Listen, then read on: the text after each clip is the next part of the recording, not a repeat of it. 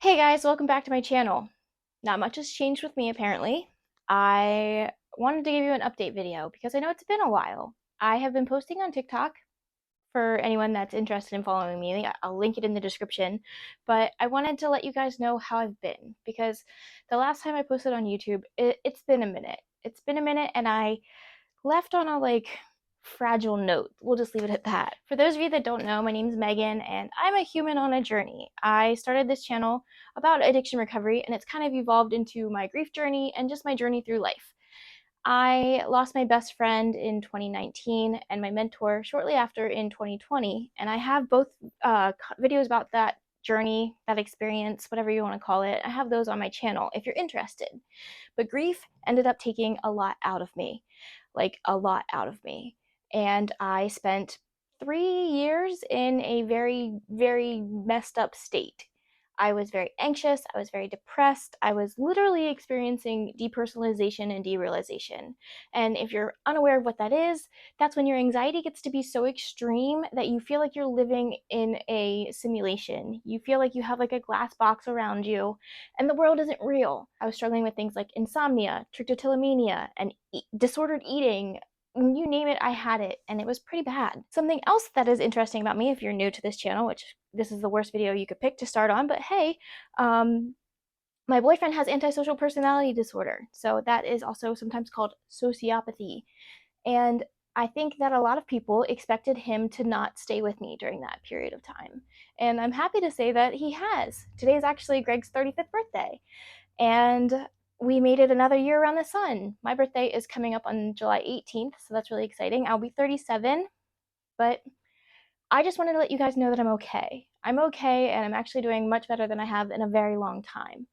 I couldn't say that for a very long time. That's why I didn't make content. I didn't think that I had any chance of ever coming out of that depersonalization or derealization. I literally thought that there was like at one point I thought that there was something wrong with my food that triggered disordered eating. I could not eat anything. It literally would be this thought process where it would trigger this thought. I would get so anxious about it and I would try and just figure out what was wrong with it because my rational brain is like, there's nothing wrong with it. Look at it. It's just food. But something inside of me was like, no, there's something wrong with it.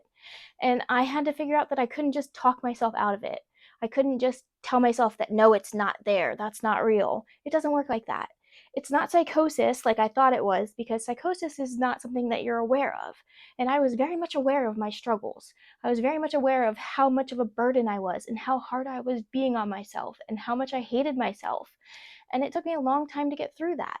I don't think I could have done it without the loving support of Greg and my mother, but Greg was my hero. Greg really held it down for me. He took care of Emerson in ways that I couldn't. I missed out on so much of my son's life just from grieving. And I don't think that people talk about that enough. I don't think that people explain to you what grief truly feels like and truly looks like, because it's not just being sad and being depressed. It's like literally losing your mind because it's trauma. And something that I've learned over these few years is that trauma is trauma is trauma is trauma. It doesn't matter what your trauma is, it affects the brain in very, very similar ways. That is uh, something else I've discovered about myself is that I'm autistic.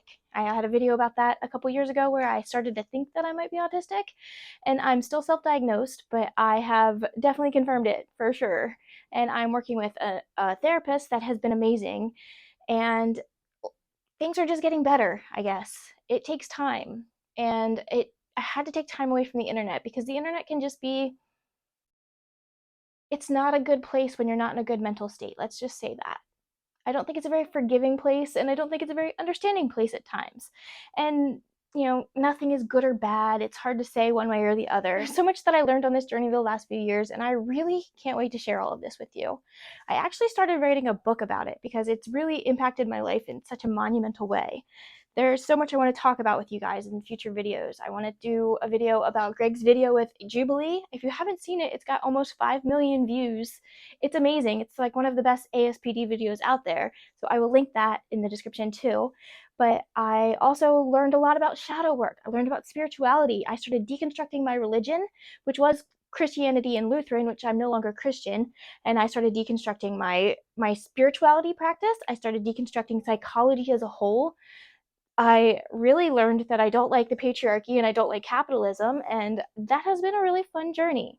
So I highly encourage you guys to go check me out on TikTok. I have a couple videos over there. It's not a lot just yet. I'm still starting there too, but it would be awesome if you could follow me there. It'd be awesome if you could subscribe to this channel. I do plan on making more videos. I have the time, I have the energy. I spent the first few years of my grief journey not working. I was trying to do self-employment and it honestly didn't work. I was coaching, I had a few great clients, but like I was in such a bad mental state that I just couldn't do it, so I stopped. And I took a job at a church. This job was at my mother's church and I loved the people, but I really learned that I'm not a Christian. And I think that was a hard thing for me to come to, a hard realization. I'm a very spiritual person, but I'm not a Christian. And I have many reasons, and I can't wait to break that down in a future video. I just realized how much the patriarchy was tied into Christianity and how much pain and oppression and damage that has caused over the years. While I was working at the church, I got sick quite a few times from COVID. I had went the first 2 to 3 years without getting COVID at all, and then I got COVID 3 times. And from that, I developed what we believe is POTS, which is postural orthopedic tachycardia syndrome. I don't know, I'm probably messing that up, but I'll put it on the screen. And it's basically you have a high heart rate and you get dizzy and you have vertigo, and it's way more than that, but that's just the simple version. And it was triggered the first time. I had to go through a lot of health issues. I had to have a heart monitor, I had to have EKGs, I had to have CAT scans, I had to have MRIs, I had blood work so many times that by the final time that I got COVID, I got so sick and I was just so stressed out from being at this church and realizing that I wasn't a Christian and I didn't feel like I belonged. And it just became like a mask I couldn't wear anymore. And it made me sick. It like manifested physically in my body. And I got super sick. I'm on a waiting list actually for Johns Hopkins still for the POTS clinic, and I don't know what's going on with that, but it's been forever. So I've been managing that on my own. So I'm on medical leave, which means I'm really unemployed, but like I can't really work right now because of my symptoms and because of my illness. And that's okay with me because I learned that I'm not really cut out for the 9 to 5 job right now.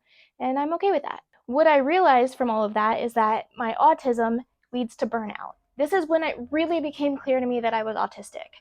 There was the therapy, there was the all of the thoughts before and the self-diagnosis, but like when I had autistic burnout from this church job, I cannot explain it in a way that any neurotypical will ever understand. But I was just done. I was physically and mentally done. It made me physically sick. I couldn't mask anymore. I couldn't pretend to be the good church girl. I couldn't pretend to be okay because I wasn't okay. I still was not okay from my grief. And I was trying so hard to be okay. I was trying to put on this brave face for everybody. I was trying to not be the girl that everybody needed to care for. And I did not want pity. I wanted empathy, but not sympathy, not pity. That's the last thing I wanted. It just became too much.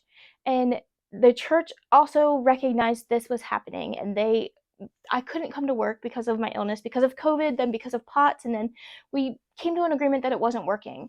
And it was a really sad job to lose because I was doing a lot of really awesome things. I was designing their newsletter, I was designing the bulletins, I got to work with people that were in financial need, and I got to give them assistance to help pay for their rent, pay for their bills. I loved the job, but I was in such a bad burnout from my autism. I was in such a bad place from COVID. I was just not happy.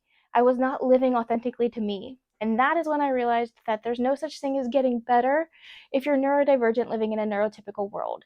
I'm already better. I'm already whole. I am a neurodivergent woman, and I'm going to have to try and find my way in a neurotypical world. But I can't get better according to the neurotypical standard, and I'm okay with that now. So future videos will come out about pretty much all of this, especially the deconstructing my religion and faith and deconstructing psychology, because that was like a huge mind-blowing thing for me. So I'm really excited to get back on YouTube and start making videos again, but definitely follow me on TikTok. I will link it again in the description. Please come follow me, please. It would mean the world to me. Okay, love you, weird, kind, bye.